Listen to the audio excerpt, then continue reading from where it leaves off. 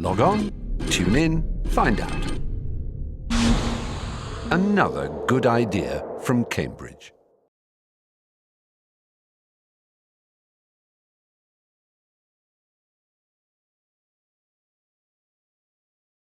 Great pleasure and privilege to have a chance to talk to John Rutter. John, I always start by asking when and where you, in this case, were born. In London, 1945. Anywhere special in London? My parents lived over the pub run by my grandmother, which is on a rather prominent site immediately opposite Baker Street Tube Station. I think that the building of the pub probably coincided with the coming of the Metropolitan line, and the thirsty travellers emerged from the station, and the first thing they saw was the Globe immediately opposite in Marylebone Road. And like many people, my parents couldn't find somewhere to live when I was born at the end of the war. Housing, of course, was scarce. There'd been a lot of destruction in that immediate area. And so they gratefully accepted the hospitality of my grandmother in the rather nice flat which she had as a grace and favour apartment over the pub that she managed. And that was where I spent the first 10 years of my life. This is just opposite Sherlock Holmes, I suppose, isn't it? Or... That's right. Baker Street, of course, is famous mainly for a fictional character who never actually lived there or anywhere else. But it was a busy bit of London, close to the centre, and yet only 5 minutes away from Regent's Park, which was and still is idyllic. I remember Queen Mary's Rose Garden when my mum and dad would sometimes take me for walks. And it was an interesting part of London to grow up, I think, because it was both quite urban and at the same time not very far from, well, Hampstead Heath, where actually was where my parents moved when I was 10. They wanted to be just a little further away from the centre. They, for the first time, were able to afford a house, mortgage on a house, and a car of their own, a little used Standard 8, which was a very proud possession. They didn't have much money. My father worked in industrial chemistry. He, like many people in the Depression, had missed the opportunity to go to university at the time. He had to leave school to assist his mother in the family business. And he made up for that really later. Through London University, he was able to do a PhD, in fact. And I remember when I was just small, him with his papers spread out on the kitchen table. His subject was paper chromatography, which meant very little to me, except it involved these round circles of blotting paper called chromatograms. You dipped a sort of wick from the paper. A sliver would be sliced from it and it would go into some chemical that you wanted to analyse, and the concentric rings of different colours told you a great deal about what was the makeup of the thing you were analysing. And gosh, that was the topic of his PhD. And so he became Dr. Rutter during, I think, my first 6 or 7 years. My mother stayed at home and looked after me. I was an only child at that point, and it wasn't until my sister came along when I was 9 or 10 that really they needed to move out because they needed somewhere larger. And at that point we went to live just off the Finchley Road, a little nearer the school where by then I'd started, which was Highgate School in North London. It had been my father's old school, a boys' school, where there was a strong musical tradition. And by that point it was apparent that I had a strong musical inclination. And possibly for that reason my parents thought, well, maybe that's the place to go. I'm told, and I don't really remember this, I'm told that somebody came to the house and heard me singing in my piping treble voice. At what age of about 7 or 8, possibly a little younger. And they said, do you realise that this boy has got a very keen musical ear? And have you considered putting him in for a choristership? St Paul's Cathedral was suggested. And I don't know why, but I refused to do the audition. I don't think it got as far as applying for it even, because I think my parents knew that I didn't want to live away from home. I knew very little about the life of a chorister, but I did know that it involved boarding. And I think I didn't want to be away from my parents at that point, and they didn't pursue the matter. But what they did do was send me to a school where there was a fine chapel choir and a strong musical tradition. And that's where I began my serious schooling at the age of 9. I'd previously been to a local nursery school, which was okay. We sang hymns in assembly every morning, and that was my first experience of group singing. I realised I loved it, really loved it. It just gave me, I suppose, the thrill that other kids would get from playing football. I was always hopeless at sport, could scarcely catch a ball, and to this day I'm not very physically coordinated. But the singing lesson or the assembly at the start of the day were always the high points of my school day. I enjoyed all my other schoolwork too, but music was somehow what made the day special. When you said I mean this is just a sideline, but when you said you couldn't catch a ball, I'm not sure, but are you short-sighted? I'm short-sighted. I started to wear glasses when I was about 8 or 9, those little wire-rimmed National Health things that were standard issue at the time. And the short sight was inherited from my mother. My father, I think, had rather good eyesight, actually, until his latest years. And, of course, I saw the blackboard at school in a kind of impressionist painting blur. So it's surprising that I did as well as I did.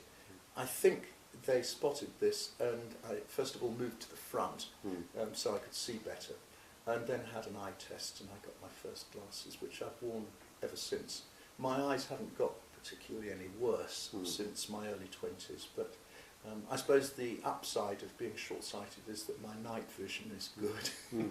Yes, well, there are many upsides, but we'll talk about that later. Tell me something about the character of your parents. What were they like as people? Well, my father was typical of his generation. He had a middle-class upbringing in Newcastle, interestingly, where his father had been a marine engineer. And my father was rather reserved, rather quiet, a scientist by training, and rather discontented probably in the job that he did. He worked for various of the food industry giants. At one time he was with the Beecham Group, at another time with the Lions Group, and finally Cadbury's. And so he spent his whole working life doing a job he really didn't like. And for that reason, when he was at home, we saw another side of him. His hobbies were important to him because he didn't really enjoy the paid work that he did. And he had a hobby that I find inexplicable, I must say. He loved target shooting. And at weekends he would go off to Bisley, which was where there were shooting ranges for recreational target shooters, I suppose, and would take me fairly unimpressed, expecting me to feel tremendously enthusiastic about it, which I really wasn't. And he tinkered with all kinds of other hobbies and pursuits, some of which were aimed at making money and none of which ever succeeded. There was a craze for model planes, I remember, in the late 50s. And he devised a form of rocket fuel for these things which just flew rather pointlessly around the skies for about 2 or 3 minutes before they fell to earth. And I shared that interest to an extent. And he later became interested in just freelance chemical research. So he would spend hours with his microscopes and pestles and mortars at home. His world was not really my world. He did take me along to his laboratory and show me the microscopes and all the rest of it. And I was fascinated, I must say, but it never took. I believe that I said for some period in my childhood, oh, well, I think I might be a scientist like my dad. But we inhabited different worlds. He, in turn, didn't really belong to my world of music. He was fond of music, but never had any musical training.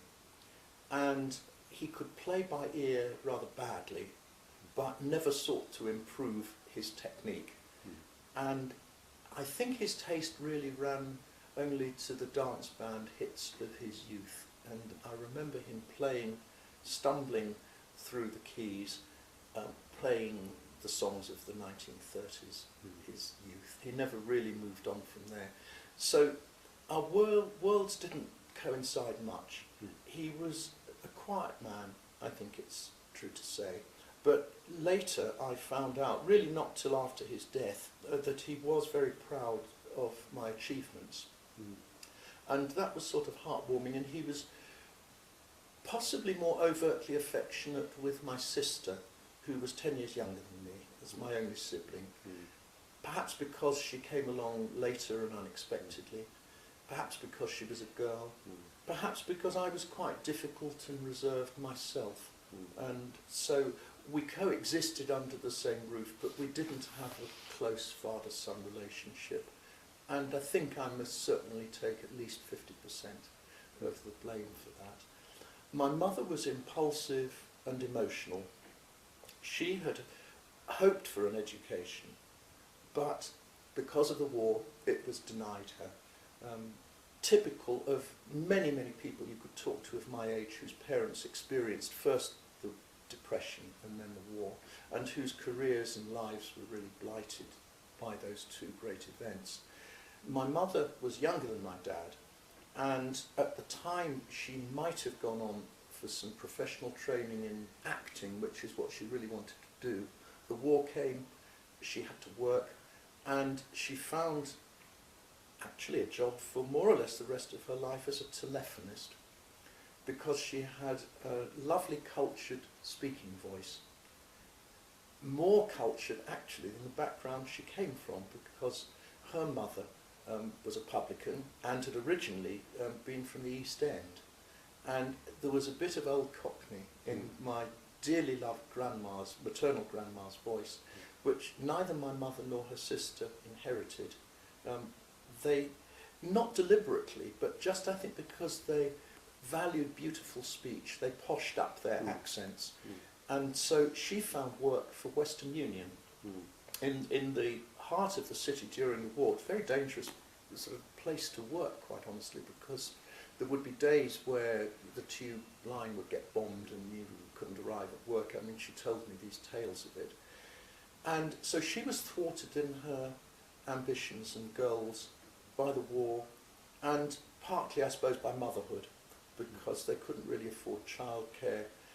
Like a lot of women after World War II, I think her horizons hadn't been expanded by feminism or by the thought that she could take her own personal development further.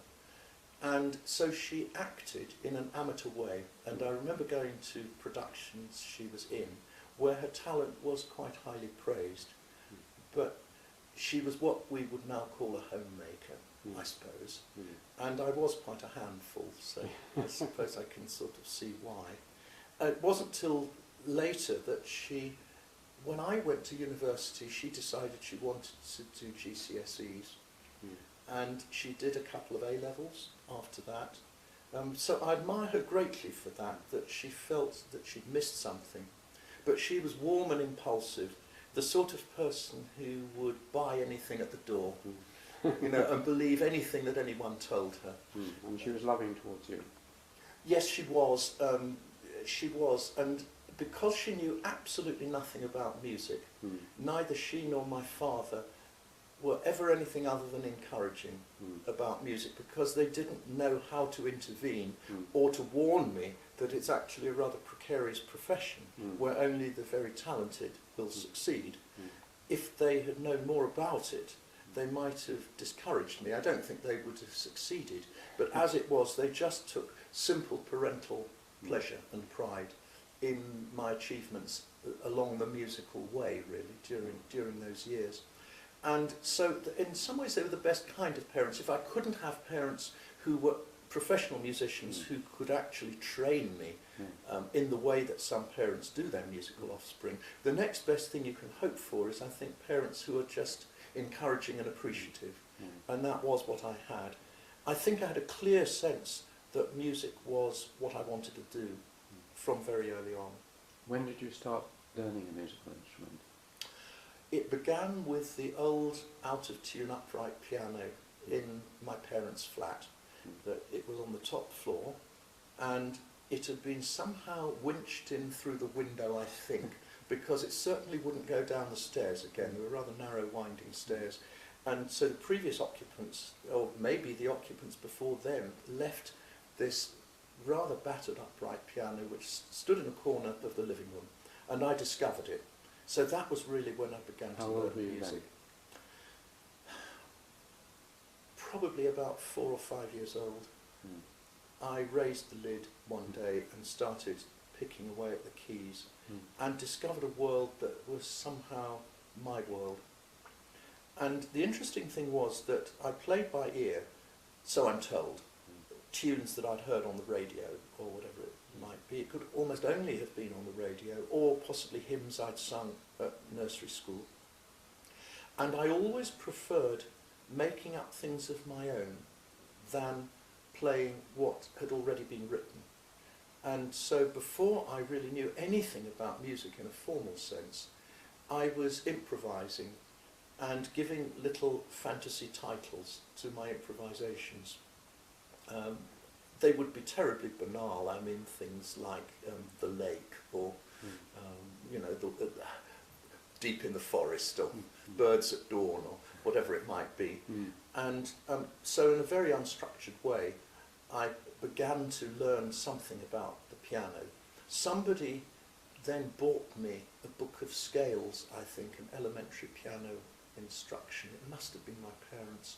And not long after that, they realised that this was something that was taking wing in my heart, and they probably should send me for piano lessons. So I went to a wonderful lady, rather stern and forbidding, as piano teachers were in those days, called Mrs. Melville, and I had a weekly lesson with her in Kentish Town. And she realised that I was never going to be a great pianist, which I'm not good at all. It's a physical coordination thing, that the brain gives the instructions which the fingers don't always carry out. But I did have a nice voice, and so she concentrated more and more on giving me songs to sing and accompanying me. And our lessons passed more pleasantly once we started doing that, rather than just making me practice the fingering of scales, which to this day I'm still rather shaky on. And the sad thing was, I suppose, just thinking about playing keyboard or any other instrument, that by the time I wanted to do it and really wanted to practice, it was too late, because I began to take, well, it was the organ really, I began to take it seriously when I suppose I was about 14. And by then the muscular patterns are set, and it's very difficult to recapture the lost years, that you do have to start young. And I, oddly enough, never had any strong desire to play another instrument, because already by then I think I knew I preferred writing and singing. So I had piano lessons, and that was the beginning of it, but it all took off when I went to Highgate School. We had a fine music master in the junior school called Martin Dale Sidwell, who was the director of music at Hampstead Parish Church, which was almost like a cathedral in terms of the standard of its choir. And it was customary then for quite a few ex-King's choral scholars who were in London to join that particular choir because it had such a fine reputation. Well, he came into Highgate Junior School and helped to teach me singing, and tried to recruit me for the Hampstead Parish Church Choir, which for some reason I resisted. I would have learned from it, it's a shame I didn't. But music was quite an important part of the curriculum throughout that school. And really it's to school rather than home that I owe my musical instruction. So what age did you go to Highgate? About 10, was it? The junior school I started just when I was 10, Yeah. Progressed to the senior school just around my... And that's when you were, more or less, when you went up to live in Hampstead? Yes, that's right. And then the senior school, almost on my 13th birthday, my birthday's September, and so I always became a year older when the new school And this year. was a day board? It was mostly a day school. I think there were about 1/4 of the school boarding, and now the boarding side has dropped away, but I was a day boy and walked up the hill towards Jack Straw's Castle, the Whitestone Pond at the top of Hampstead Heath, which is where I picked up the 2:10 bus to take me to school.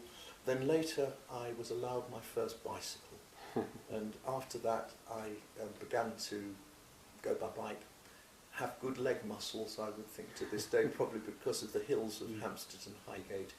I was very lucky. My parents could barely afford it. I won a scholarship on entry to the senior school, which did lower the cost considerably. But my mother wasn't earning until a little later. My father's salary was probably fairly meagre for all that he was a qualified man. And I think they really did want to give me a good education if they could. And so I owe them a great debt for that, really. My sister, who came along later, was fortunate in that Camden High School for Girls was a state school, but with a high reputation academically. And so she got her education free. My parents paid for mine, and they could scarcely have picked a better school, because the school choir was really renowned at that time. We were the choir of choice for symphonic works done in London that needed a boys' choir. There's a sort of select repertoire of works like the Karl Orff Carmina Burana, the Mahler Third Symphony, and of course most famously the Benjamin Britten War Requiem. These call for a boys' choir alongside the full resources, and we were the ones who were called in because we were good and we were local. And I vividly remember that it was a great day when we were chosen to be the boys' choir in the recording of Benjamin Britten's War Requiem in 1963. By that point my voice had changed, but I got in under the wire as a rather squawky alto. And to just be a fly on the wall at an event like that, where we knew musical history was being made, was extraordinary. I was very fortunate. And that wouldn't necessarily have come to me if I'd gone to a cathedral choir school. I would have had other experiences, but we did have a fine school chapel choir where we did cathedral type repertoire. So I got to know quite a lot of the same music, Sunday by Sunday, because we had to show up on a Sunday to be there for the boarders' service, you see. And every morning we had a 15-minute act of worship with which the day began. It didn't make, in the end, a religious man out of me, but it gave me a kind of mental furniture, a working repertoire of a couple of hundred hymns, large chunks of the Bible, bits of the Psalms off by heart, all of which are just there, and they'll only be erased by death. And I think that that was one of the most formative influences, and of course mine was the last generation which experienced the King James Bible. The 1611 Bible went out really in my sixth form years when the New English Bible came in, and we had a slightly avant-garde chaplain who thought, well, let's experience the shock of the new. So the authorised version was ceremoniously removed from the brass eagle in the chapel and the NEB substituted, and all of us groaned because ignorant and young as we were, I think we appreciated the cadences and the rhythms of fine English. And the NEB sounds like a committee product. And I suppose the 1611 Bible was too, but my goodness, it was magnificent. And those were still the days when public reading was taken seriously. And so we had members of our staff and sometimes boys from the school would read every morning from the Bible. And that did give me something. It really did. So it was a remarkable school, academically did a very decent job with all of us. I disliked the sport and was made to do more of it than I would have wished because I sensed it as a waste of time. It wasn't what I wanted to do. And I think I felt focused even then. Perhaps mistakenly, I thought I don't want to waste time on things that aren't going to have anything to do with my later life. And I think we also, generally as a human trait, don't like doing things that we're no good at. And sometimes people do, but I really was no good at sport, and it did play a large part in our life. So that's really the only regret. But academically and musically, I had nothing but good teaching, certainly by the standards of the time. And Cambridge followed on in a very natural sort of way, because my director of studies in the sixth form, modern languages, John Dare, had been at Clare. John Dare? Yes. He later became headmaster of Bideford Grammar School. And he was fairly young, had been at Clare in the 50s, and said, well, look, you know, what about Cambridge? And Clare's a nice college. And that slightly chimed in with what I was beginning to think, because my first inklings about Cambridge as a place I wanted to study were not because of him or Clare, but because of hearing King's College Choir. First and foremost, I suppose, on Christmas Eve, as the nation did in those days, and still does, but also from the recordings. I think we had in our school record library a number of the recordings from the Boris Ord era, and the early ones, of course, from the David Wilcox era, and they just called to me. I remember thinking, I want to be where all this happens. But something in me said, I'm not going to apply to King's because I'm intimidated by its reputation, and I feel I might be overwhelmed.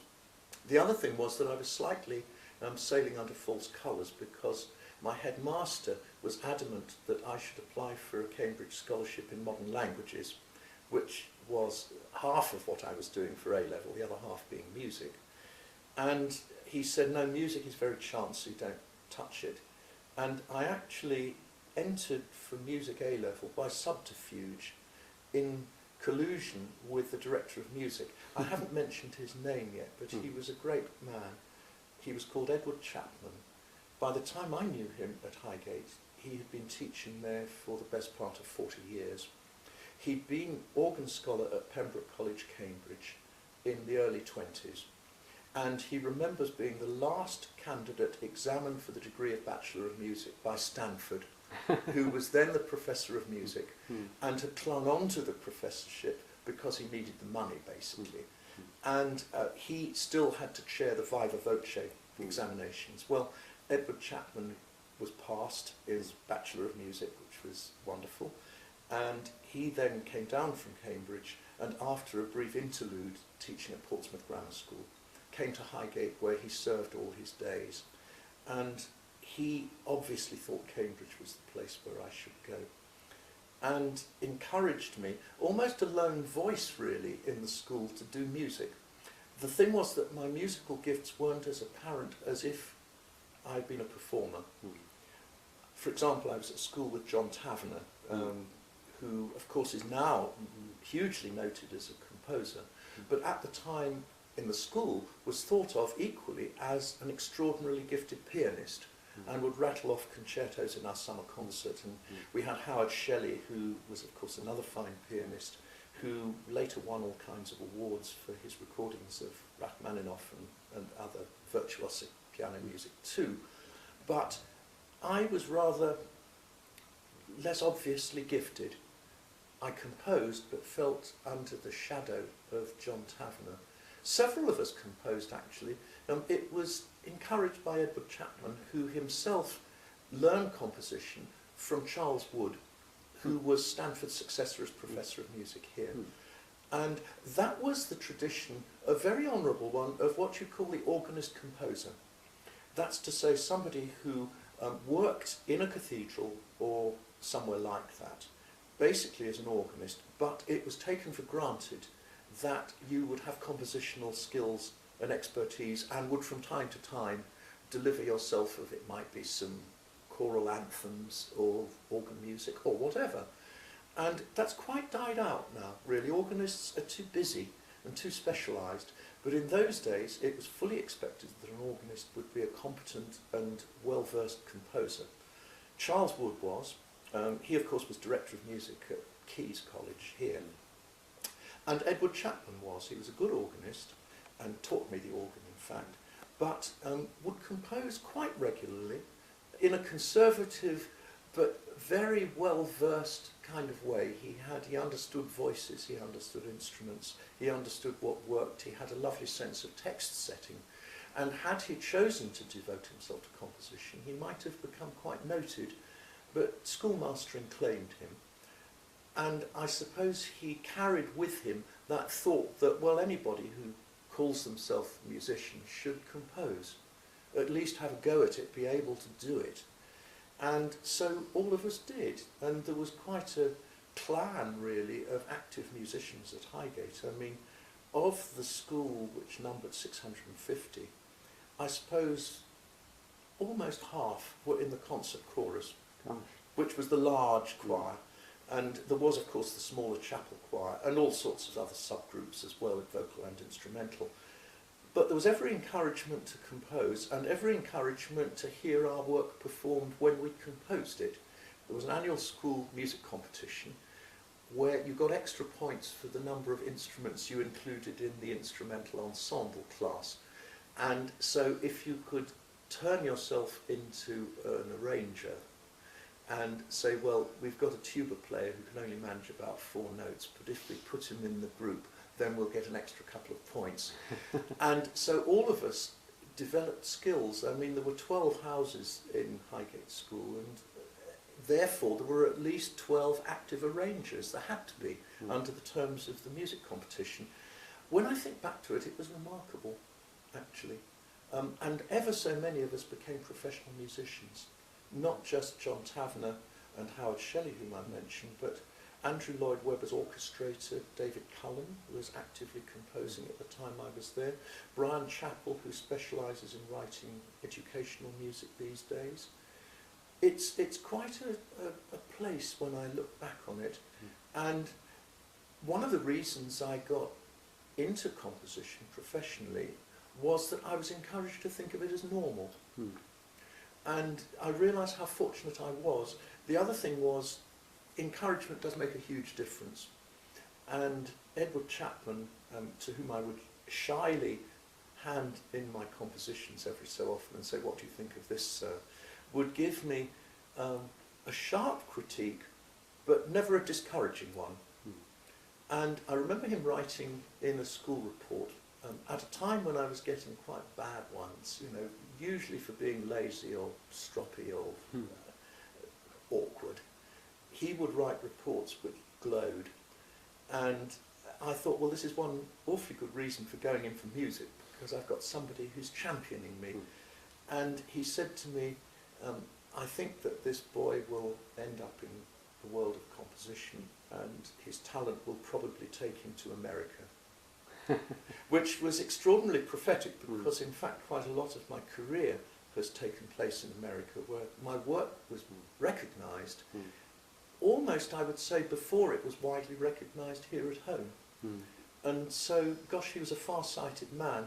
The other thing I always remember him saying was, when you're at Cambridge, he said, get to know David Wilcox. Well, I didn't have to try, because I was placed in his harmony and counterpoint class in my second year. And I think it's fair to say that David talent spotted me. But I look back and think what a huge debt I owe to the teaching I received at Highgate and to the friends I made there and the collegial atmosphere. Somehow composition became cemented into me at an age where a lot of young people would say, well, I don't know whether I can really make it, or whether I'd be safer doing something else. And I suppose I did think of playing for safety career-wise. In the early and mid-60s, we probably didn't worry about careers as much as we do now, that there was fairly full employment. And one sort of assumed that as a graduate, well, you'll find some sort of a job.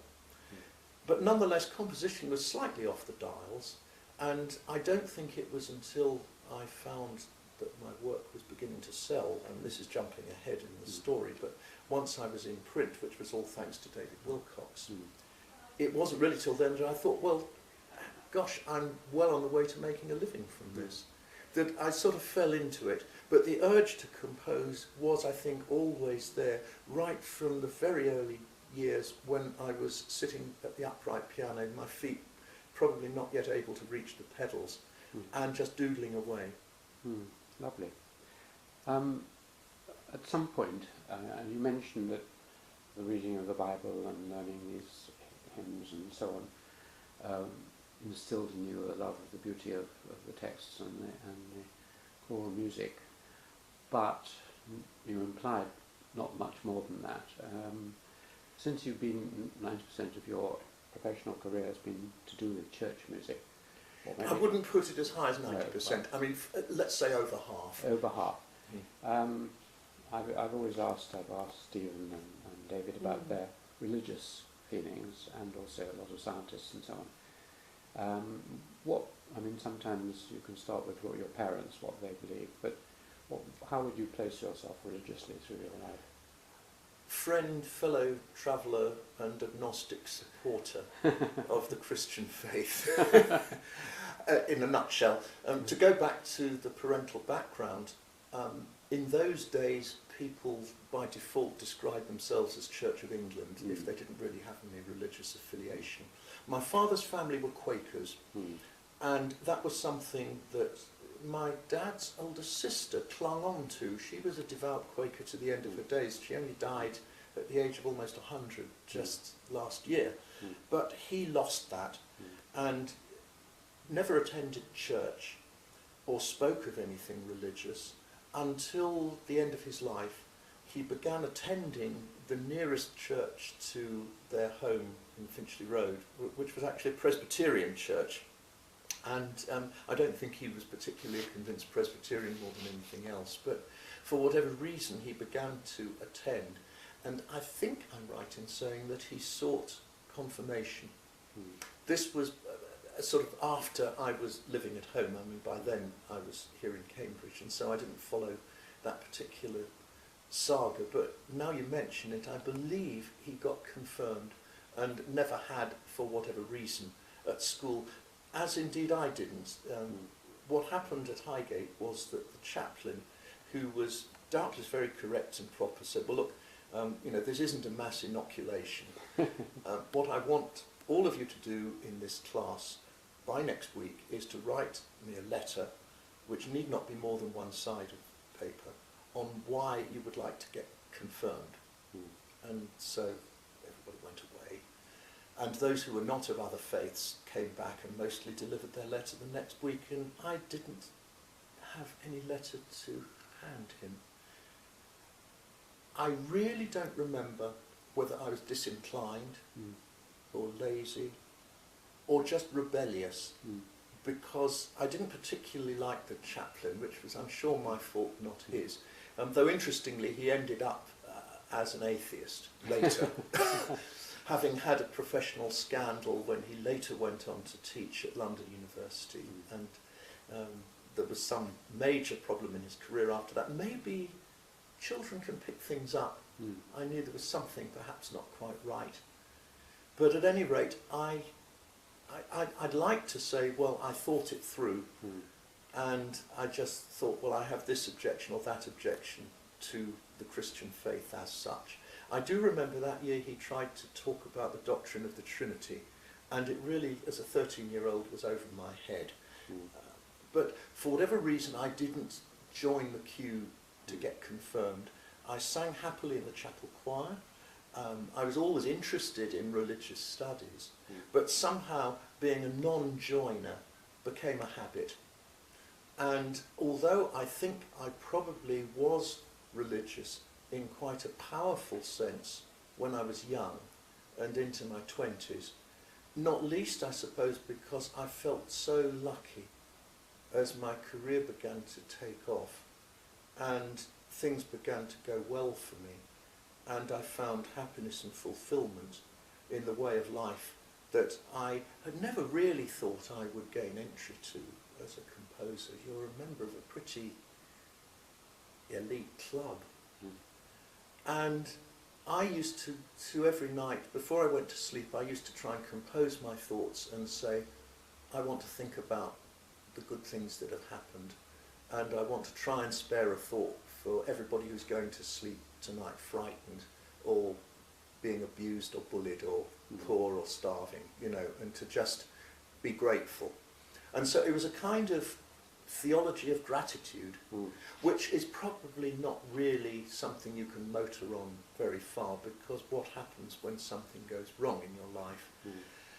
And I suppose that sense of there must be some benevolent deity behind all this, otherwise it wouldn't be going so well, is a bit like American religious thought, in that when I began to travel to America, I started meeting an awful lot of Christians, and they were what I would call, some of them, good time Christians. That's to say, we're being blessed by God because we're uniquely good people, and uniquely a good people as Remember Americans. that all your American friends are going to be listening to you here, so...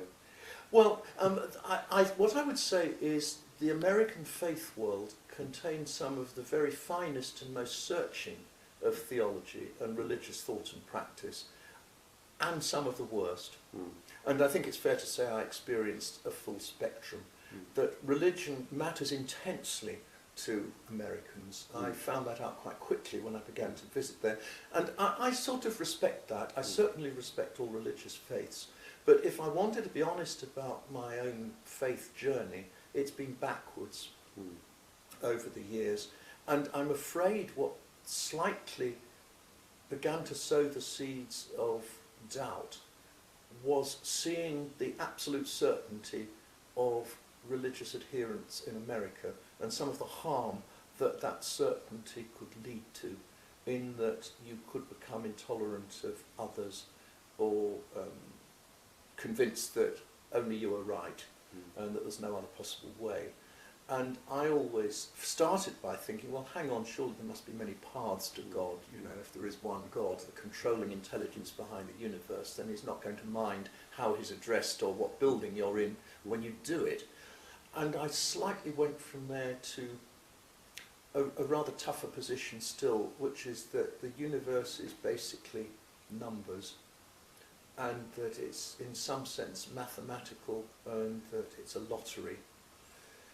And if there is a controlling deity, he's a bit like a mafia don who's capable of doing good, kind, charitable things, but also, almost you might say, takes pleasure in doing malicious and harmful things and sowing the seeds of long-running dissent and problems.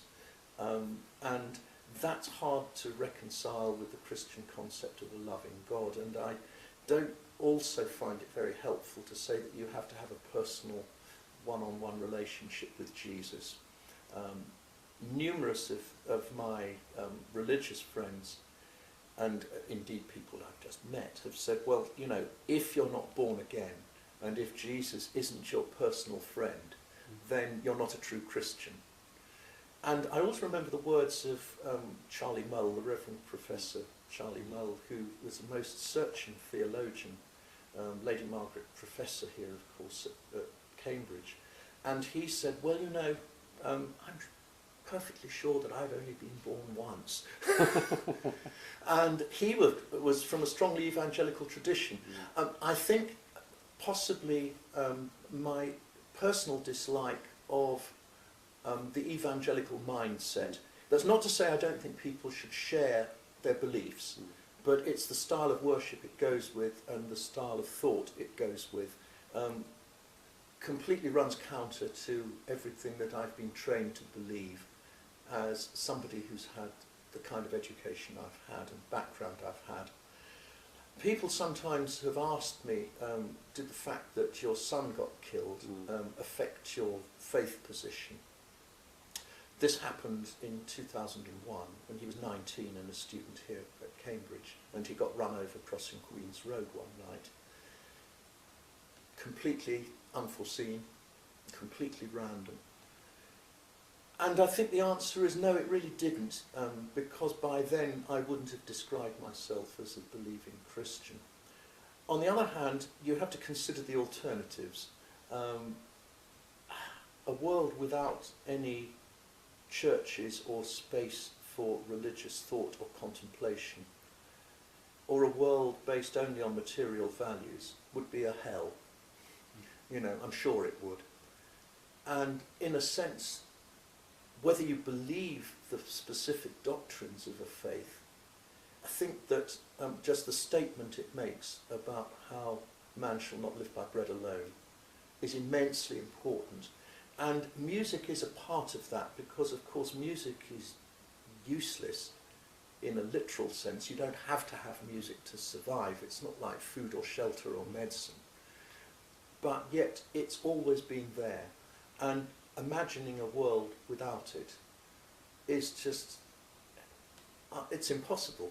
It couldn't be. And so I think a world without faith is an impossibility. I think we're made that way.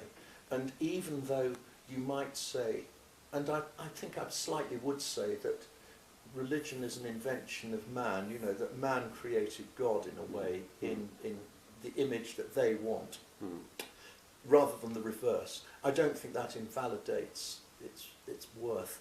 I suppose why I started to think that we create a God that suits us is that I began to visit American communities and see different sorts of churches of many denominations. I would come in as an honoured guest, but nonetheless you get a pretty good idea parachuting in what people's beliefs were.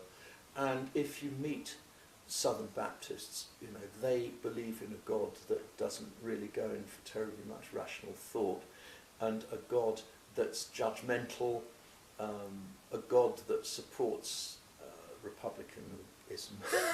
You know, God doesn't vote Democrat.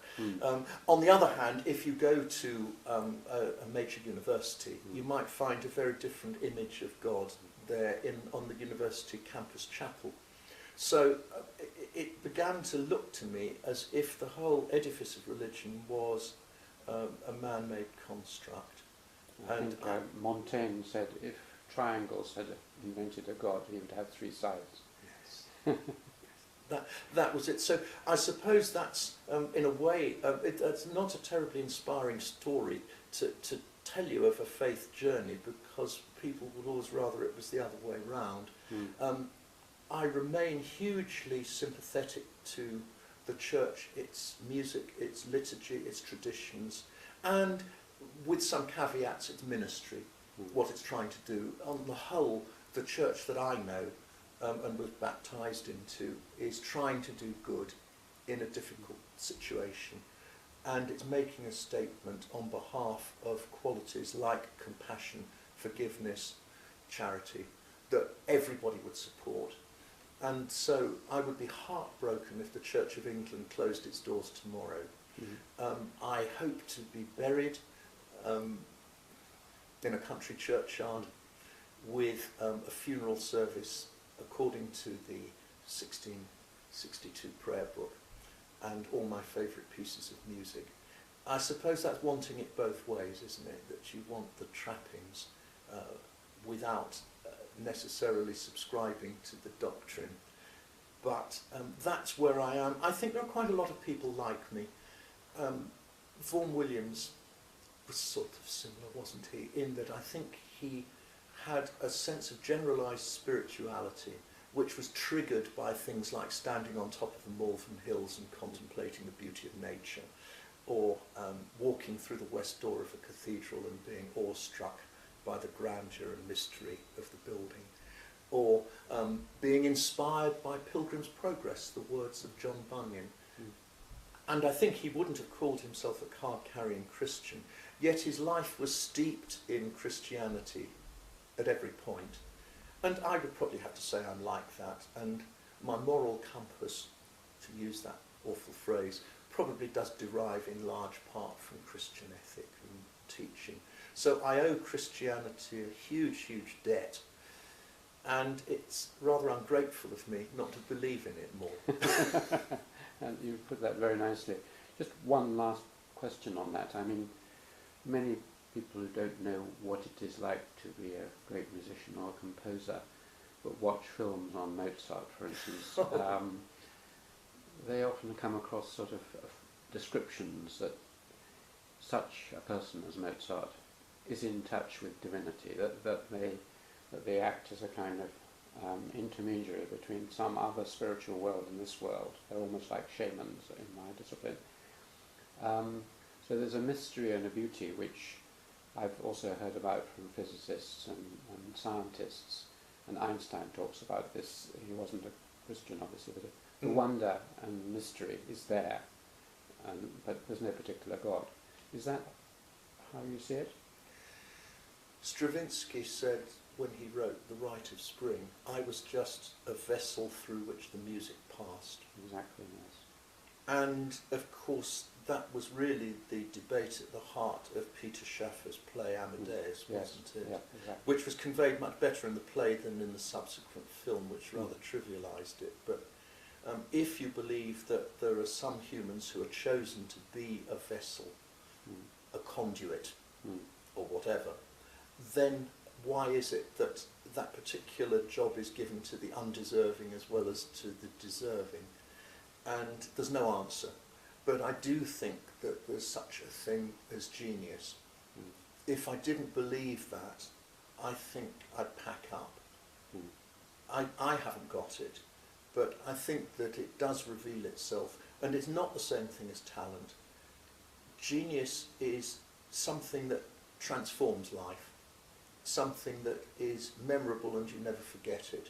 And music is a very good way of expressing it. Mathematics, I'm sure, must be another, because in both cases they're rather pure. Music is pitched sounds which vibrate in strict arithmetic ratios, and the stricter the ratio, then the more beautiful the sound, in a way. That the mystery of a major chord is extraordinary, that it's all just mathematical ratios. And of course the ancients believed that this in some way tied in with the music of the spheres and the order of creation and of the universe. I'm not so sure there's not something in that, you know. I don't know why some composers have genius, but I think they probably are in some way messengers from another world, and they're just chosen. Usually those who have been chosen work very hard indeed. And those that don't squander their gift, I mean, there have been examples of that. Mostly, I think the composers known to me, and those I've read about, seem to have had a sense of responsibility. Or, put it another way, they're driven. That I think we're all driven in the world of music. It's very hard for any of us to relax with other things. I've tried in recent years to, I've taken up a hobby of sound recording, which I find absorbing and relaxing, but different. But there is always something, rather like I imagine an addiction must feel like, that calls us back to the writing table. And although I don't compose full time, I've always divided my energies between composition and conducting, and in my earlier life teaching. I sort of feel bad if I haven't written anything for weeks or months. There's a kind of itch, there's an uneasiness and a feeling, oh well, I really ought to be getting on with the next piece. And I'm a quite reluctant composer because I don't terribly enjoy the times I spend doing it. It's very demanding, it's tiring, it's only intermittently fruitful, because any of us have days when nothing useful comes. I mean, you always try and write something. And like most writers known to me, I try to be disciplined about the hours I keep when I'm working on a piece. You work in a little cottage, I gather. Yes, I decided that I always had excuses not to compose if I was at home. And there are always distractions in the form of the phone ringing, or when the children were younger, noise around the house.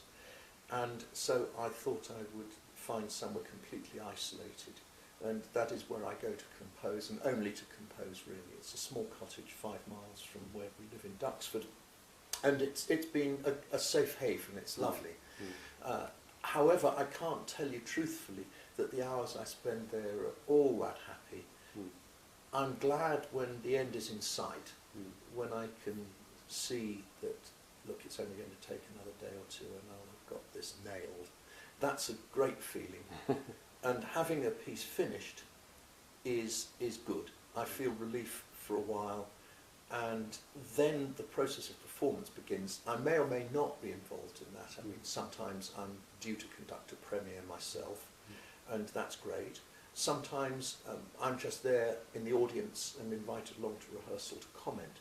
And of course, yes, it is an exciting moment when you actually actually hear the music for the first time in real life rather than just in your head. That's what we live for, I think. That much more than any reaction that anyone has to it. It's always nice if people appreciate and enjoy what you've done. But even though I'm a commercial writer in the sense that I've always made it my livelihood, I don't really mind what anybody thinks of what I've done. It's whether I'm pleased with it. I think C.P. Bach, son of Johann Sebastian, put it rather well when he said, well, if you don't please yourself, then you can't hope to please anyone else. And because I've been, I suppose, commercially successful, people accuse me of just targeting my music at an uncritical audience and, as it were, writing down. Hand on heart, I hope I don't do that. I do try to write simply, because when I think back to my dad, he had no musical learning, but I think he could recognise music that spoke from the heart. And there are a lot of people like that. And of course you can write for a sophisticated and knowledgeable elite. And there are plenty of people doing that. I've never felt called to do that myself. I've always preferred to write for people like my parents, or friends, or my sister, who is not musically trained, but she knows a good piece when she hears one. It's a shame to exclude people, possibly because I was an only child, possibly because neither of my parents were musicians.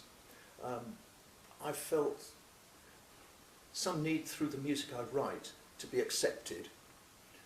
Leonard Bernstein said the same thing, which was interesting. It wasn't until I read his memoirs that he said, well, neither of my parents knew the first thing about music. And so I always wanted to write music that everybody would like. And I think possibly I have that same... Is that everybody would like, so my parents would like it, or my parents would look round and find that everyone liked my music and therefore they would be pleased? Is it the latter? Or both, I think. A bit of both. But no, I hope I don't write down. But I do like to be inclusive. And again, a word that's become, unfortunately, devalued these days is accessible. It's become the sort of mantra of arts organisations everywhere. And you can't always please everybody. I mean, that does have to be written in gold letters above every composer's desk, that whatever you write, you will never find that everybody likes it. That's life. It's like, as a person, one would hope that people like you. But it comes sometimes as a shock to discover, probably in the playground at school, that some people just won't like you, no matter how lovely, other people might think you are. And that just is life. And the same is true with one's compositions. You really can't suit everybody. On this fascinating point you made that you know or believe in genius, you don't believe you are yourself one. Two questions. One is, have you met any living geniuses, or who are the geniuses in the past you most think of as geniuses? And the second is, how do you know you're not one? Well, I don't have any very exciting, unexpected answers to the first question, because I put Bach, I suppose, at the top of the tree because he got everything. Mozart, Beethoven, Haydn. There was a particular moment, really, in the 18th century when somehow everything came together in a particular bit of Europe. What about Handel? Yes, certainly. And of course, I mean, one can stretch back. I mean, the Renaissance composers like Palestrina and Victoria were all geniuses, but operating, I suppose it's fair to say, within a more specialist area.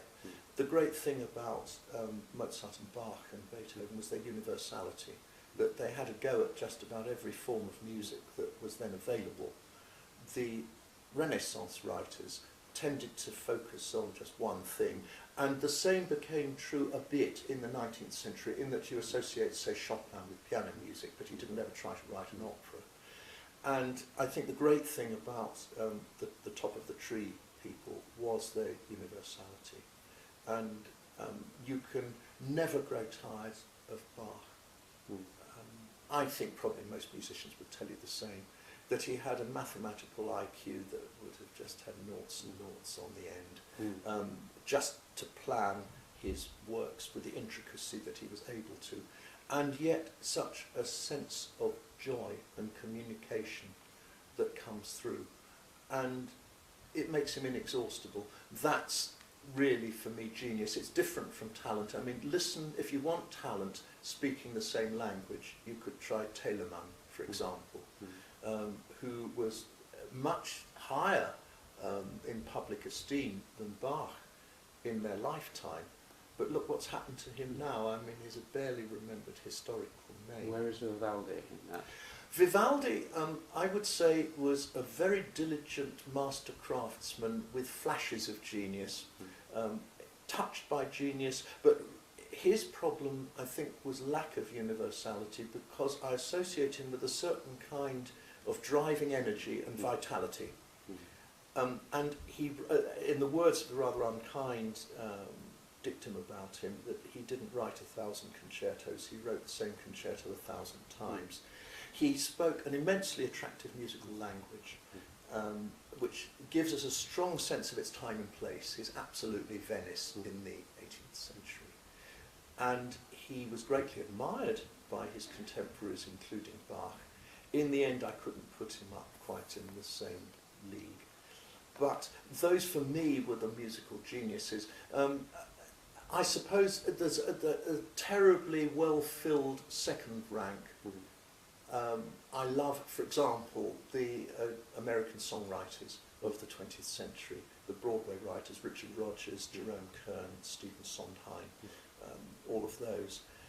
It happens to appeal to me. I love the musical theatre, but they never did anything else. They really just specialised in one area, and so you can't put them up there with Beethoven.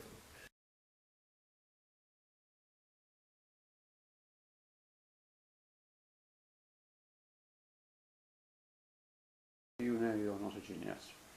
Well, I don't pass any of the tests, really. I haven't written enough, because I've always divided my energies.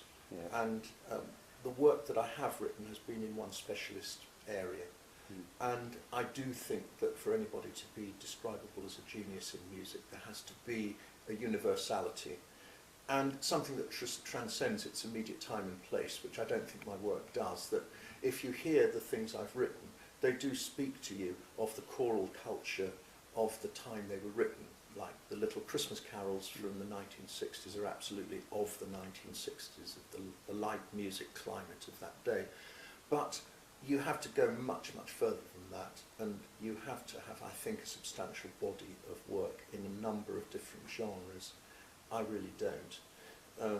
That I would hope that the best of what I've done might, with luck, get remembered. And that's one of the reasons we compose, I think. It's a kind of trying to lay your little claim to a small piece of immortality, because the thought that we'll just get snuffed out and that'll be the end is always hard to live with. And I think anything that might live on after we've gone is something that I personally find comforting. It's interesting that many musicians who perform, I mean I conduct, would far rather do a concert than a recording. I'm the opposite, because what I always feel about a concert is, well, two things is, one, I always go home kicking myself for something that didn't go as well as it should have. The other thing is that it's all gone the next morning, no matter how beautiful. It's just vanished like morning dew, whereas a recording will potentially give pleasure for years and years to come. And that's, I suppose, why I'm more of a composer than a performer, really, because I would like to leave something that will last, if only for a while. And none of us know how long our work will ever last. Duke Ellington, the jazz composer, famously said, "I don't care how it sounds in 100 years' time, I just want it to sound good now." Yeah. And I suppose I'm fairly immediate. I've mostly written for immediate circumstances, for performing groups that I know in a situation that I know. And so it's really a kind of workaday thing, rather than a bid for immortality. I mean, I don't want to be over-romantic about it. But it would be nice to be remembered for some of the best things, preferably not the less good things. I mean, once you're published, the work that you're pleased with and the work you're not pleased with are all there in print alike. And that can be a bit embarrassing, because there are certainly pieces that, looking back on, I thought, oh my goodness, did I ever write that? I'm not going to tell you which. Tell me which you're most pleased with. What? Oh, it's always the next piece. And that's not a diplomatic answer, that really is true. I suppose most composers would say the pieces we're most pleased with are the ones where we discover we can do something we didn't know we could do before, where we make some sort of a technical breakthrough, but there's no reason that would be of any interest to the public. For example, back in 1974, I think it was, I wrote a children's opera on the theme of Guy Fawkes and the Gunpowder Plot. It was called Bang. Now, I'd never written for the stage before, and I didn't know if I could do it. And it wasn't until I actually saw and heard the thing happening on a real stage that I thought, gosh, I've written this, it works. And the piece has not been a great success because it was rather beyond the resources of most average schools to be able to do it.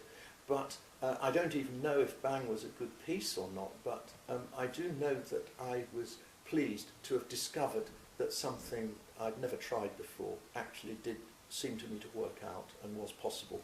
And so that's usually why we're pleased with things, not necessarily how successful they are. And why some pieces get hugely favoured by the public and others seem to fall by the wayside is a mystery to all of us. I mean, the composer is always the last to know.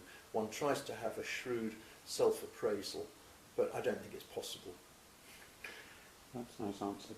Just to finish off on that little side before we go on with your career, how do you actually compose? I mean, do you, I mean, it's obviously different from writing, but do you spend a lot of time thinking and then start, or do you just start and then the thoughts come, or do you go for a walk, or do you drink some tea? I mean, the practical side of... I think slow and I write fast. I like to have a time of gestation to mull over a project after it's been put to me. I don't do commissions anymore. I stopped doing those quite a long time ago because I had a bout of a rather unpleasant ailment called ME, myalgic encephalomyelitis, which is a bit like malaria in that it's periodic. You'll have periods when you really do feel rather under the weather and it's difficult to work. And whenever you are a professional composer accepting commissions, you have to be able to say, well, I can put on a spurt at the last minute and stay up all night. Well, if you've got ME, you don't know whether you might not feel well at all in the precious last week or two before the deadline. And so I thought it was prudent to not promise what I might not be able to deliver. I did make a good recovery from that particular illness. It took about 6 or 7 years to do it. But I kind of got into the habit of not accepting commissions. I respond to invitations and suggestions. And that's usually the starting point, that somebody comes to you with an idea saying, look, we've got a choral festival in Carnegie Hall next November where we'll have a number of choirs and an orchestra. Can you write something festive for that occasion? Or our cathedral is celebrating its 900th anniversary, which is the piece I'm just about to write for Ely.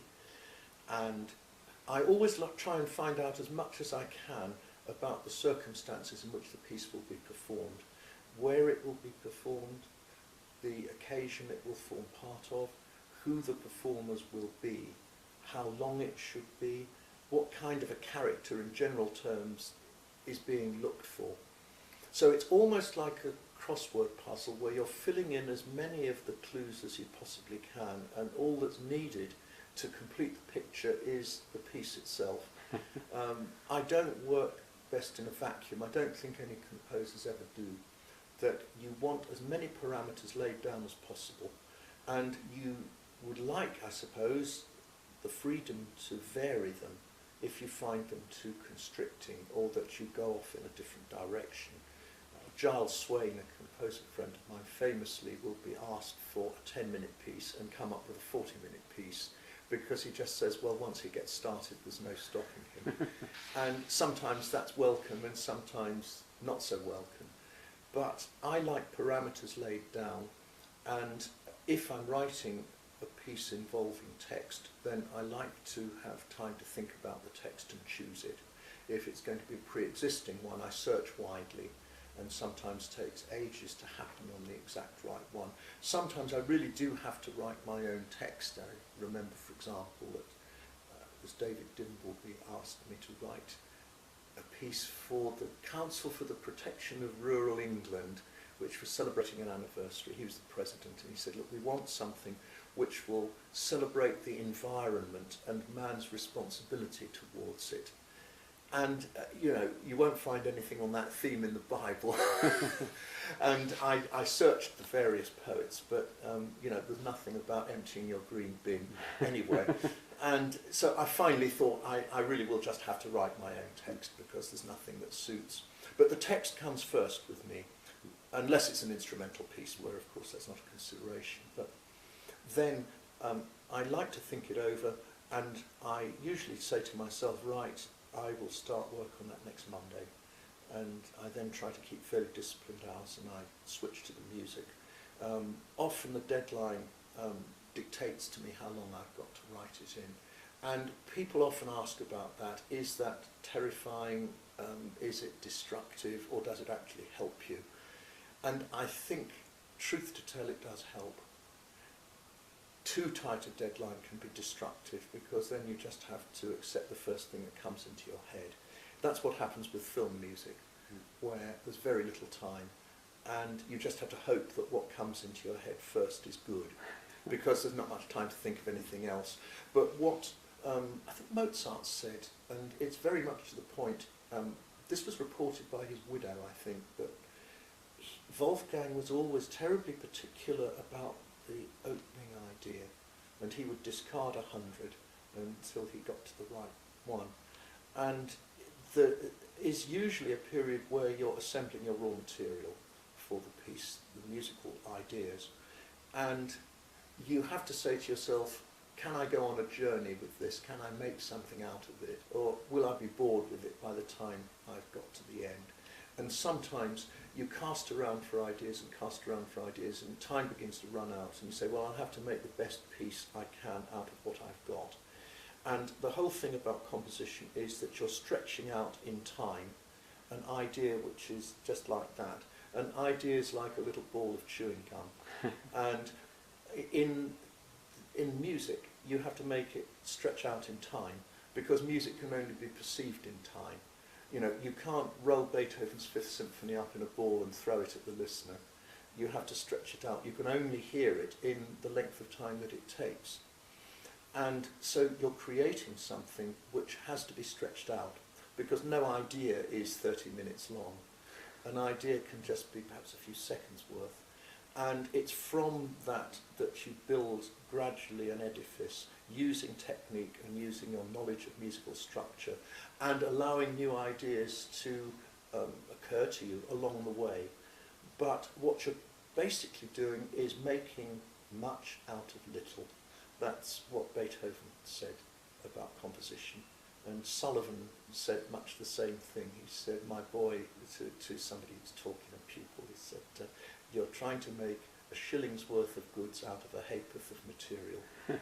That's what musical composition's about. It's highly technical. It's artificial in the literal sense of that word. It's not a natural process, but it does start with an idea, and that can come to you any time or any place, and it will often be inspired by a text. And that's where a great text is a help, because again, William Byrd put it very, very well, that he said if you find the right words, then the melody comes almost as if by itself, of its own accord. I forget how he put it, but that was what he was getting at. And I think it's true that good words, which doesn't necessarily mean great poetry, it means words which somehow inspire or call forth music, are a very, very good start. Maybe that's why when you mentioned Sullivan, I'm just going to Iolanthe shortly. Yes. And maybe the combination of those two, Gilbert and Sullivan. They sparked, neither achieved anything like as much on their own, but they needed each other and resented it. I think it's interesting that it was a slightly reluctant partnership, certainly towards the end, but they both could fly higher with the other. And that's one of those things. Partnerships, words and music partnerships, are famously difficult. It's best if the two don't really get too close, because if they do, then each tends to resent the other's share in the success that they've jointly had, and perhaps that's human nature. I've never had a words person with whom I've had a sustained partnership. I wish I did, because it would be lovely to just have a tame wordsmith in the cupboard, as it were, that I can pull out whenever I need a text, but I have to find my own. Lovely. And just the last question on composition, how much rewriting do you do? I mean, a writer like myself, I do go through about 6 drafts of a normal book. Do you write and rewrite and rewrite? Oh yes, as I go along. Once I've completed a piece, I tend to leave it alone. But what I generally do, I must admit, is not publish until after the first performance, because occasionally there have been changes I wanted to make, shortening something or recasting something a little, or possibly technical issues if I think I could thin down the orchestration at that point, whatever it may be. But I like to keep that option open. Though once a piece is in print, I suppose you could go back to them and tinker with them. William Walton famously did that a lot, but I must admit I don't. However, while I'm in the process of writing, if I look at my sketches afterwards, I realise I've often come a very long way from my first germ of an idea to what I've ended up with. That you rather rarely hit on the idea you want immediately, or even the way of spinning it out immediately. You kind of get not the idea, but it's second cousin twice removed, and you have to work your way around the family tree till you find what you're looking for.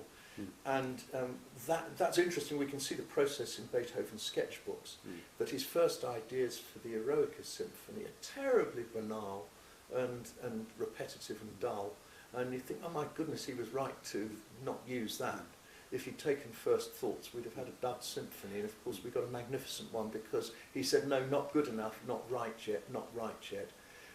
And you have to constantly monitor what you're doing, constant revision, quality control, try another way. If a problem won't solve compositionally, there's 2 things that I do. One is to take a short nap.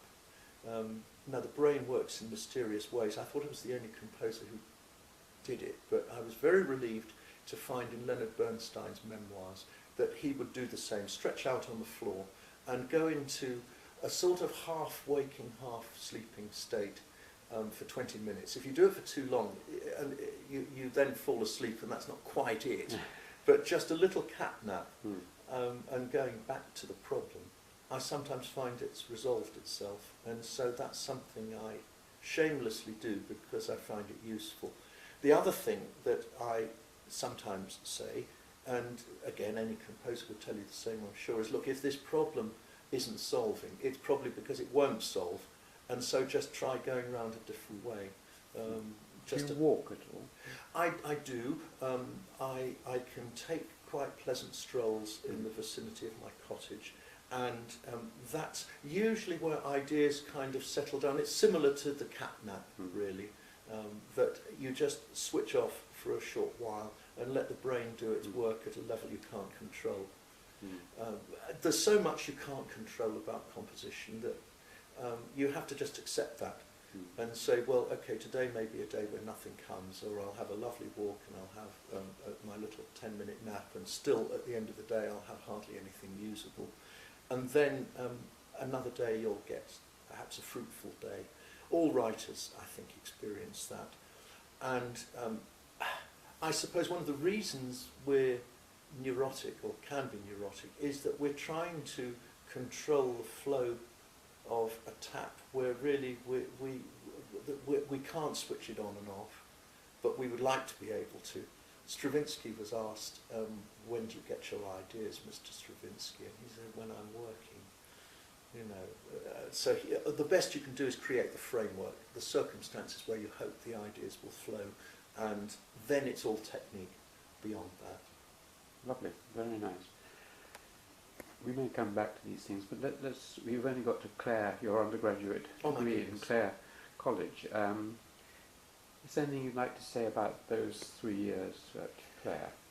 Well, it was more than 3 years because I did my BA in music and then did a Mus.B the year after that, which is a fourth year thing that you can do, where I specialised in composition and in paleography and criticism, which I very much enjoyed actually. And then I began a PhD which I never finished.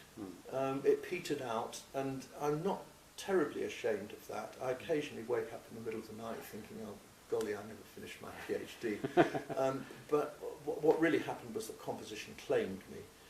I described the Clare years as happy and fruitful.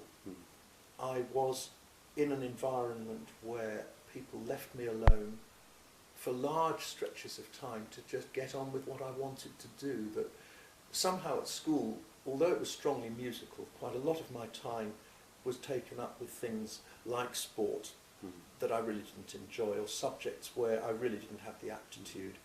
And finally, I was let loose in music and allowed to just have the run of the wonderful university library. Oh my goodness. Only really in those days 1 weekly supervision, would you believe? I mean, it was, I'm sure it's much more organised now, well I know it is, but I was left to my own devices, which was fine because I suppose I was a self-starter, that I just knew I wanted to immerse myself in music and the opportunities it offered. I did a bit of conducting in college, encouraged by my Director of Studies, Nicholas Templey, who said, look, you really need some conducting experience, why not put on a college concert? Which I did, and was the start, really, of my publishing career, because it was at the end of the Michaelmas term. I thought it would be nice to have 1 or 2 carols in it to finish with. And I had a chamber orchestra and a choir, and I thought, well, there isn't really much material of that kind for chamber choir plus orchestra. And so I thought I'd write some. And, well, it went on from there. David Wilcox heard about this and asked to see the manuscripts, said, would I like those to be published? He was, and to this day still is, an advisory editor for Oxford University Press, music department. And he took my manuscripts down to the then senior editor, Christopher Morris. This would have been in my 3rd year. And I got an offer of publication by return of post. So it was a flying start, really. And that wouldn't have happened if I hadn't been here, as distinct from at any other university, and if I hadn't been in David Wilcox's Harmony and Counterpoint class. So there was a strong element of luck, really. Fulfilling the prophecy of Edward Chapman, you know, get to know David Wilcox. Well, he got to know me. I owe him a huge, huge debt. I would never have had the temerity to show my work to a publisher. So fruitful years, years which laid the foundations for what's turned out to be my career, and the freedom afterwards to spend time composing at taxpayers' expense. I shouldn't say it, but during my PhD, my motivation was a bit shaky for ever completing the thesis, and that was partly because I chose the wrong topic. What did you choose? Well, it would have been the right topic for a social historian. It was proposed by Hugh MacDonald, my Director of Studies in my last undergraduate year. Nicholas Templey had by then gone to the States. Hugh said, how about investigating the increasing split in 19th century musical culture between high art and popular art? At the beginning of the century, you've got someone like Schubert writing functional dance music for the dance halls of Vienna one moment, and then the next moment, and using the same musical language, writing a symphony or a string quintet or whatever it might be. And by the end of the century, you've got someone like Wagner, who wouldn't have dreamed of writing anything for a dance hall, nothing so low and vulgar, and who only wrote operas. And then again, Johann Strauss, who wrote for the market in dance music, but would never have written The Ring. So in a sense, within something like a span of less than 80 years, you've got two cultural streams diverging. And the idea of the thesis would have been to study that process. And I felt that I just couldn't grasp it, really. There was just too much. It was too big a topic. I'd have been much safer doing something like the keyboard music of Orlando Gibbons or whatever, where there's a limited field that you can reasonably master.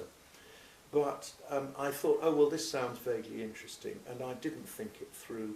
I had to get my application in by a certain date during the vacation, at which point I was working as a messenger at the BBC to earn some money. I wasn't thinking about what I should have been doing, and the advice I would give to any PhD student is well, this was from Professor Sir Jack Westrop, but it was awfully good advice, and unfortunately I didn't hear it till much later, which is, don't start on a PhD unless you really want to find out the things that you will know by the end of it. And I didn't, truthfully, or I didn't want it enough. Plus I was getting more and more drawn into composition and working as an unpaid assistant to David Wilcox in this college and learning a huge lot from that. He took me under his wing, and at a time when he was very heavily overcommitted, I was able to help out with some of the routine musical duties that he had. And that probably did me more good, really, than finishing a thesis. But it was a very happy association with Cambridge. I think I knew that I wasn't going to leave. I did hang around, neither really working on the thesis nor doing much else other than compose. This was the early 70s. And then, very much to my surprise, Clare College invited me to become director of music, because the music fellow Peter Dennison, who had been there in the early 70s when the college became mixed and the chapel choir transformed by having women in for the first time, he professionalised the choir and said, well, rather than have the organ scholar do it, I think I should conduct and give it seniority and continuity and so forth. He then went back to Australia, which was his home, in 1975, and there was a vacancy because the then master of Clare said, well, it's a shame, it's been an exciting time, we've enjoyed the gains that have been made by having, for the first time, a distinguished choir in our own college, and would you like to take it over so that these gains aren't lost? And the stipend was £350 a year, which even then was not princely. But he said, well, look, your livelihood is composition, which is true, and you perhaps have some spare time, and we'll give you a room. And after the first year, I was given a fellowship. It was an immensely happy time. And I had been supervising quite a bit, not just for Clare, but for other colleges too, and had enjoyed that teaching role. I mean, it was probably the blind leading blind, really. No one ever complained, but I don't know how effective a supervisor I was. I was certainly an inexperienced one, but I did that almost from when I graduated and continued to until I resigned the directorship of music. I took it on in '75. At an exciting time when there was, in a way, a message to get across to the musical world, which is that there's no reason that adult women can't sing the sort of music that was written for boy sopranos and was associated with boy sopranos. And they won't sound the same, but they'll be just as valid. And of course there was still a certain sniffiness about mixed choirs doing the literature associated with choirs like King's. And it was sort of, when I look back on it, something rather cheeky about being just a few yards from mighty King's College Chapel in the much smaller, humbler, but rather domestic and lovely Clare Chapel, performing some of the same music that King's were doing just a few yards away with boys and men. And of course that battle has now been fought and won, not least because groups like the Tallis Scholars, mixed professional groups, were singing Palestrina and Tallis and all of that kind of material, which was written for boys. And so, in fact, that sort of set the pattern for my musical life in a way, because I've continued to have a strong conducting interest, but I've never held a cathedral appointment with boys and men, nor would I know how to train boys' voices. That's not my thing. But I have worked with adult mixed choirs of every level.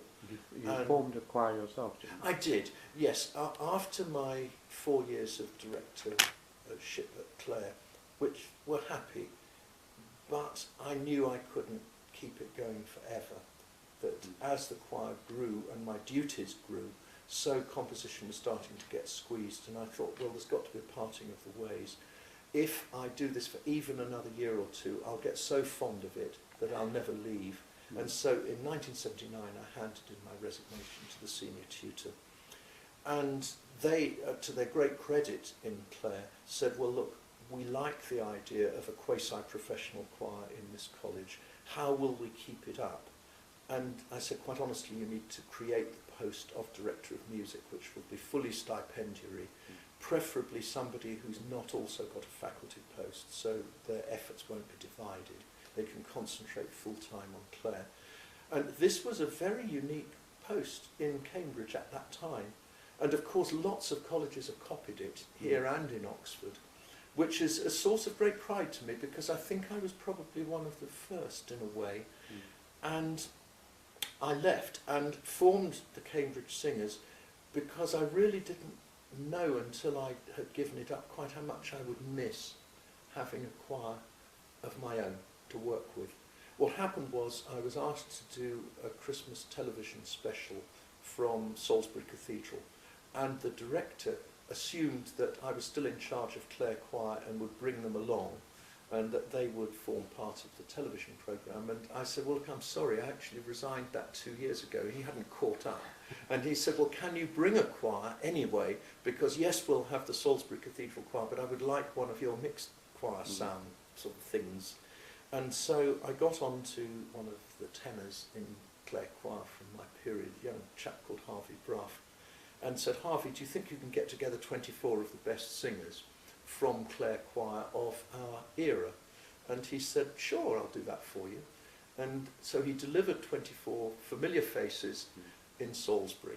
We made the television programme, and the producer said at the end of it, well, what's their name? And I thought, well, we need to give them a name. And so I said, how about Cambridge Singers? Because we were all ex-Cambridge.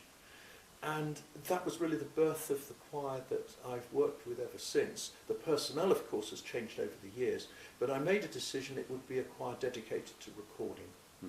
I thought once I get into the world of concert performance and tours and recitals, I'll never get any composition done. And if it has to be a choice, for the reasons I've explained earlier, I would always pick recordings over live events.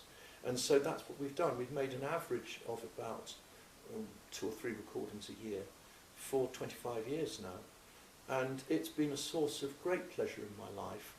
As we speak today, I've just come away from editing our most recent recording, which I made earlier this month, with a new generation of Cambridge singers, young professional singers who've mostly been through the Oxbridge Chapel Choir mill and understand the style and the parameters and what's needed. And it's just something that I so much enjoy. And I don't have the ongoing responsibility of a day-by-day choir, which I don't think I'd have the patience to deal with. But I can't imagine a life without musical performance, that just composition for me would be terribly lonely and sterile. I'm quite sociable, and composition is necessarily solitary. And of course, you only get to be with other musicians when you're making music. It's a form of social intercourse. It's a form, it's like a party, really. You know, just a chance to be with others and to interact with others. I love it. And it's something that nobody's stopped me doing. I've never sought conducting work, but I do quite a bit of guest conducting around the world. And here I've got the Cambridge Singers. Now and again when we make a recording. It's a part of my life. Very 18th century, really, that the division between composer and performer only came about in the 19th century. Handel wrote an oratorio and he would play the organ part himself. You know, Mozart would direct his own operas. And somehow the idea that the composer stood apart and aloof in their study and took no hand in performance, and likewise conductors came to be individuals of the podium who didn't compose. They specialised.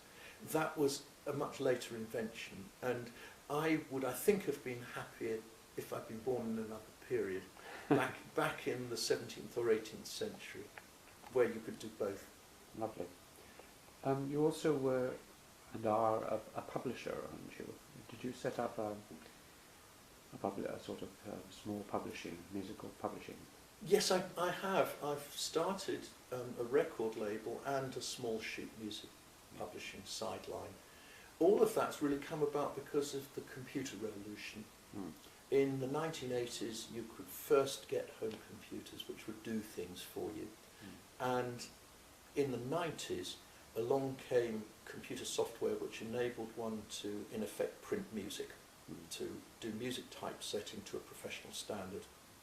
And I thought, well, here is an opportunity to put forth. I didn't use it for my own music because, of course, I'm published by Oxford University Press, but one of the nice things you can do thanks to this technology is to print music anywhere in the world. You can send it by email and then find a local printer who will simply print it wherever. And pieces which I had recorded at the Cambridge Singers could be put in print for the first time. I mean, I would sometimes delve into quite obscure corners of the historic repertoire, and I'd get letters from all over the world with people saying, oh, that lovely piece you recorded on such and such an album, where can I get that in print? And the answer was very often that, well, you can't. What I did was specially prepare an edition for the recording, which is in manuscript, and here's a single copy. Okay, you can Xerox it for your own choir. And I thought, well, now that computer typesetting is here, I can do the thing properly. And so I started Collegium Music Publications. It's never really made me any money, but it's been a service to the musical community, I hope. And it's given me a bit of satisfaction in being able to share. It's a similar pleasure to being an anthologist, where you can put your favourites in. That if there's a piece I like, I can record it and then put it into print if there isn't a good edition already. And so that's been a small sideline. A much bigger sideline has been the record label.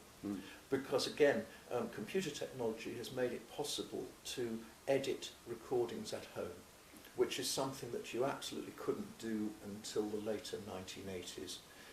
And digital technology, again, has really been what's made that possible. Digital recording came in 1981 or thereabouts, and CDs in 1983. And it was a good time to start your own record label, because as you were able to do more things in-house, including even, of course, things like CD booklet design is something you can now do perfectly easily, knock out a design on a home computer.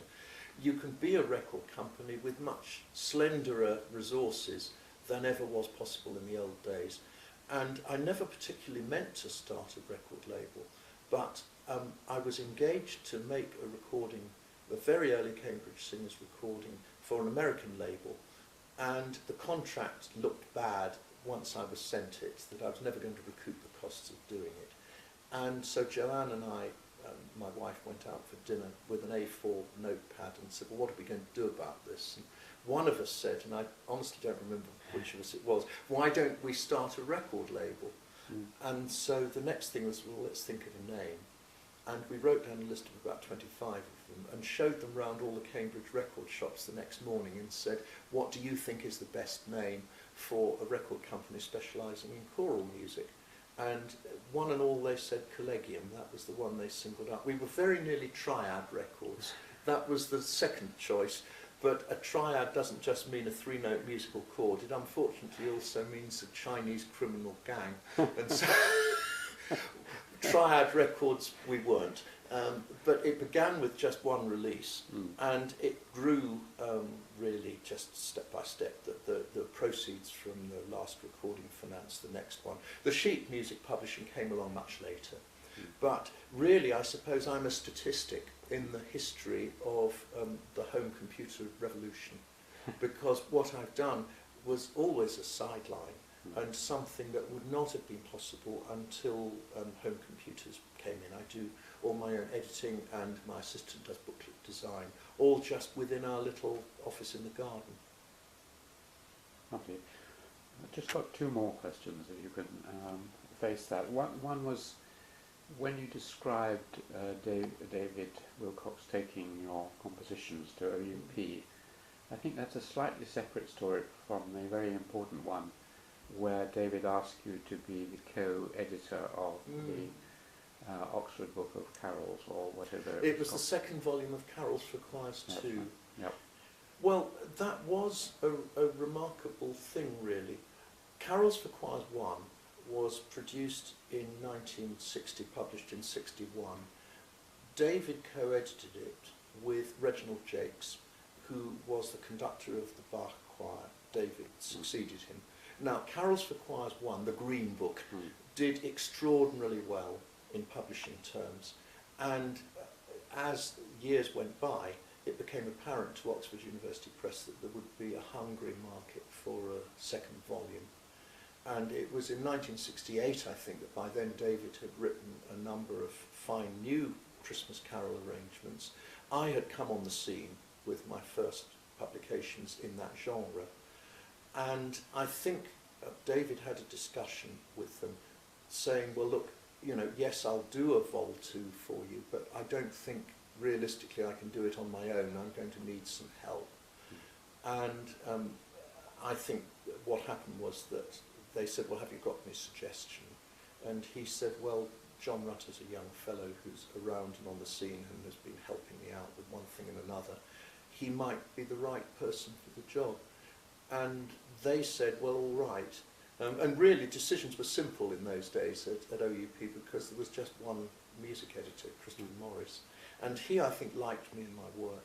And so despite the huge disparity in our reputations and seniority and all the rest of it, I was taken on really as an equal partner in an enterprise where David obviously was the senior partner, but we had the happiest and smoothest of collaborations. We've both got, I think, quite picky, meticulous minds, and for things like proofreading and sorting out the details of an anthology, we both worked very well together. And we would have many a session over the dining room table at 13 Grange Road, which is David's home. And the book seemed to emerge really quite painlessly. That came out in 1969, or 70, I think it was. And so there was almost a 10-year gap between Vol 1 and Vol 2. And then some years after that, I think it was 1978, Volume 3, yet more. Volume 4 was an upper voices book, just for girls' schools and so on. And that came out in the early 80s, I think. And then after that, we did a compendium of the best of all 4 of the volumes. And that was called 100 Carols for Choirs. And we worked together on that in 1987.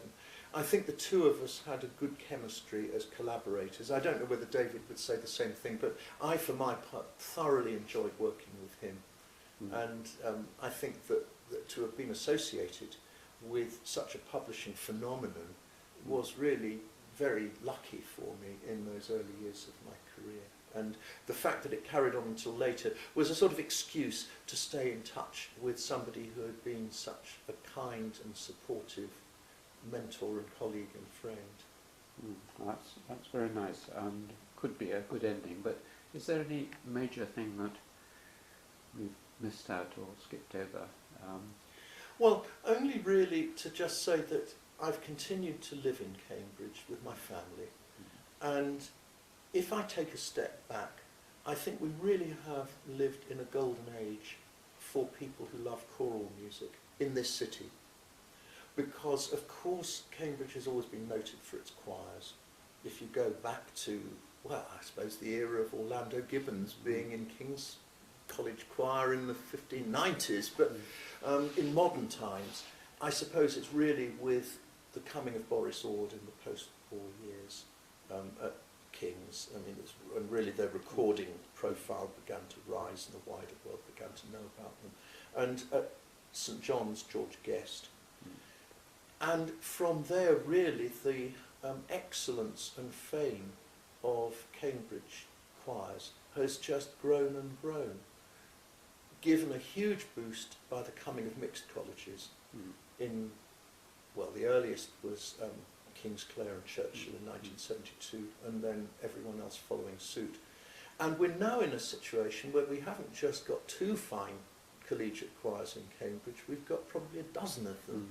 and growing all the time, where you can walk down Trinity Street and drop in on a lovely choral evensong any week of any term, you know.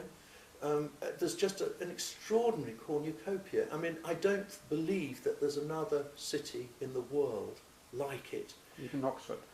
Even Oxford, they're catching up. I would say that, of course. But for devotees of choral music, this is just the place to live. It's absolutely extraordinary. There are probably more gifted choir directors per square half mile in this city than anywhere else in the world. It's not that there aren't excellent choirs everywhere else, of course there are, but just not so many in one place. And when people are questioning the extracurricular activities of universities, and if anything, budgets are being cut for this, that and the other, it's extraordinary that this wonderful flowering of something that no college has to do is just taking place and is growing the whole time, flying in the face of a quite depressing national trend for choral singing to be struggling. Not everywhere, but choral societies around the country are ageing and shrinking. Again, not everywhere, but many of them are. State schools largely gave up on any form of single or group singing. You know, there are no real school choirs in many state schools. It's the independent sector that keeps it alive. Church choirs are becoming extinct in many places, and so you can no longer count on hearing a half-decent choir in your... Some still have good choirs, but many don't. But in Cambridge, we're absolutely spoilt for choice.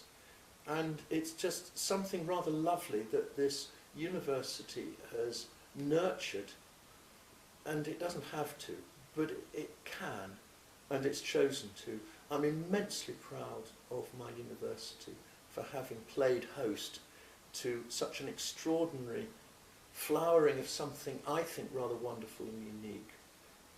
And that's really, for me, the Cambridge that I shall remember if I ever move away, more than any of the other wonderful things about it. And of course, anybody you talk to would have their own special memories in so many different areas of endeavour. That's, I suppose, what a university should be. It was a lovely ending. Thank you very much indeed, John.